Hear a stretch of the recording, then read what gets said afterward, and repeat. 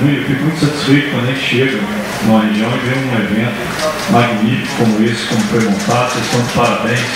Espero que os produtores da região, não só de Pompéu, mas da região, e os empresários que aqui estão possam realmente atingir os seus objetivos, né?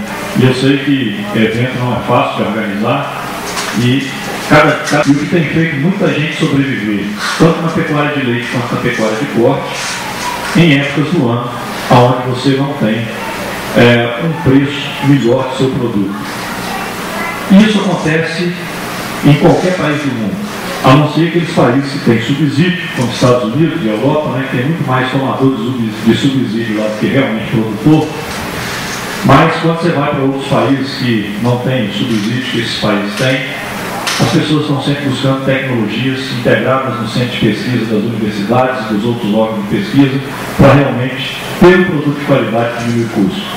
A irrigação sozinha não resolve isso, mas ela tem sido uma ferramenta importante para mostrar para o produtor que ele pode produzir excelente qualidade e com preço que ele possa sobreviver, principalmente em épocas onde você tem queda de preço, como está acontecendo agora.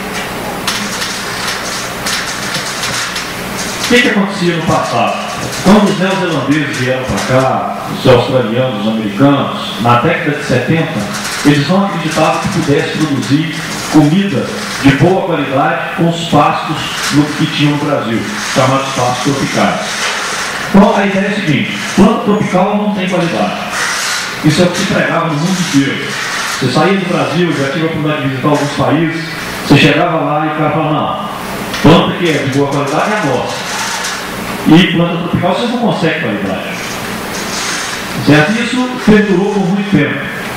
Até que começaram realmente a enxergar o potencial dessas plantas que nós temos aqui no Brasil.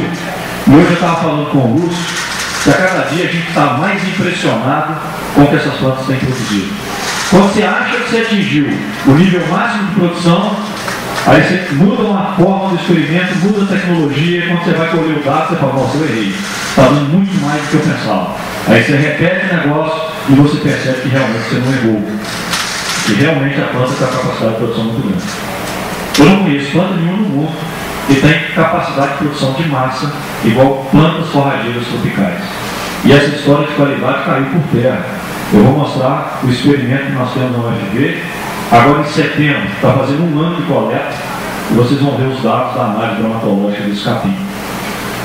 Nível de proteína acima de 17% em todos os capins, inclusive nos braquiários, atingindo 26% no típico e no vaqueiro. Não sei se vocês conhecem o vaqueiro é um símbolo também, na mesma espécie do típico, são primos e irmãos, só que plantio por semente.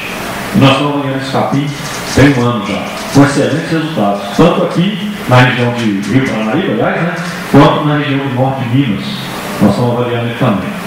Sendo na norte de Minas as produções são bem mais altas, porque Rio Paranaíba está a 1.140 metros de altitude, e eu tenho 3 estações meteorológicas que colhem dados de 12 em 12 minutos, monitorando o experimento, e semana passada, na madrugada, vários dias atingiu 6,5, 6,8 graus.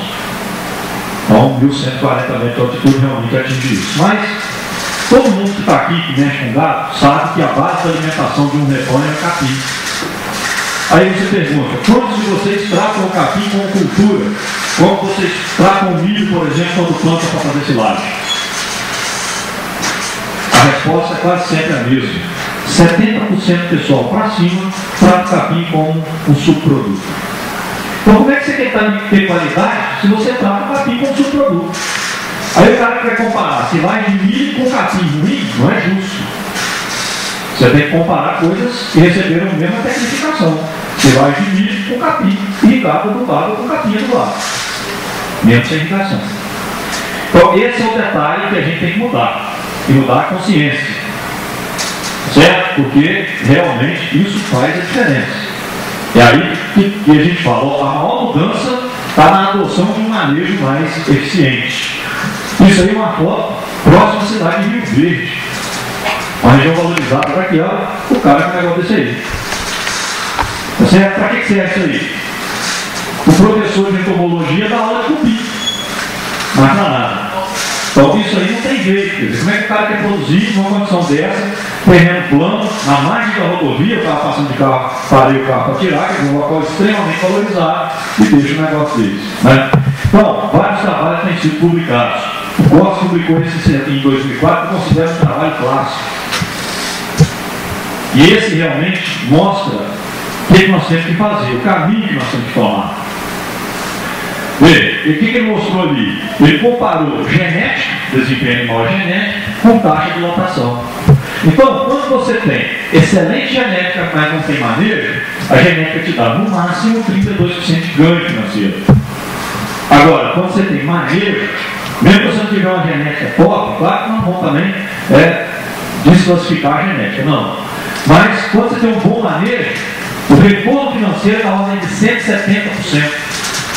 Então, cada R$1 que você investe, você tem 170% de retorno financeiro. O que mostra isso?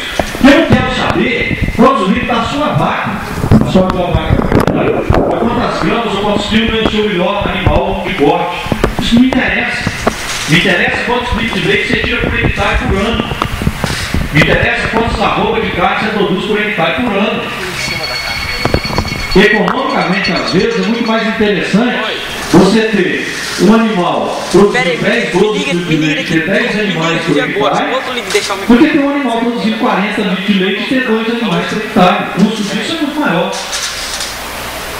Então, essa é a metodologia que os neozelandeses trabalham e desenvolveram há 100 anos atrás. O neozelandês quer saber o seguinte: quantos litros de leite eu tiro por hectare por ano? Qual o custo desse leite? Ó, nós fechamos um projeto agora, recentemente, em que foi produzido uma área de 20 hectares de silagem. O que se gastou nessa área de 20 hectares de silagem, na ponta do lago, medindo tudo, nós montaríamos 7,5 hectares de irrigação de pasto. Que a vida útil é mais de 20 anos. Então esse é o detalhe. É isso que nós temos que pensar. Porque muitas vezes você fica pensando como você estabilizar essa curva de produção. Ou seja, nos meses que chove nessa região, eu tenho alta produção de comida e de boa qualidade. E na época da seca, que coincide com o inverno, aqui nessa região, você tem comida de baixa qualidade e pouca comida. Como estabilizar isso? Será que a irrigação vai trazer isso para o mesmo nível? Nessa região não vai. Claro que não vai. Porque não é só a água que é problema de produção, é temperatura e luz. Agora, lá no Ceará, por exemplo, nós temos um projeto que é assim. Você tem muita produção de comida na época que chove, e lá não tem temperatura baixa. E pouca produção de comida na época de seca. Aí quando você irriga uma área dessa, você estabiliza. Com muita facilidade. Ou seja, de Goiânia para cima, paralelo 16 para cima, né? Da cidade de Goiânia em direção a Manaus, a estabilização da produção com a irrigação se dá de uma maneira muito mais fácil do que na região que nós estamos, por causa de comprimento de dia, de luz, de temperatura. Mas, o que acontece? Se você trabalhar dentro dessa região, as lotações são muito altas. Nós acompanhamos várias fazendas.